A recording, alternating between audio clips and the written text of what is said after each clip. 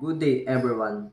Today, I want to share a story deeply rooted in our Filipinos identity, which is the Bayanihan spirit.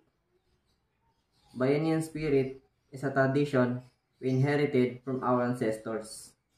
Picture a community coming together to carry a neighbor house, literally lifting the bamboo hut or kubo in Tagalog,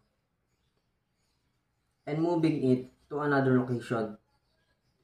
This image perfectly captures the heart of Bayanihan, the power of collective effort, selflessness, and compassion. But Bayanihan is not just about physical acts. It is about emotional and social support. It is the smile we give in when helping a friend, the meal we share with someone in need, the unity we show in times of calamity. During typhoons, we say Bayanihan action, strangers become friends, working hand in hand to rebuild homes, donate goods and support another. In every classroom, workplace, or barangay, Bayanihan breaks barriers. It reminds us that no one stands alone. What makes Bayanihan remarkable is its ability to inspire of hope and resilience.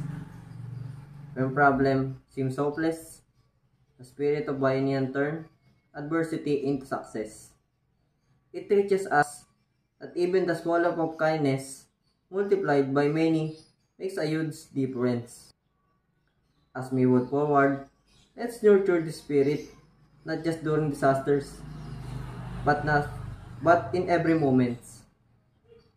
Bayanihan does not fade grow stronger when we make lives.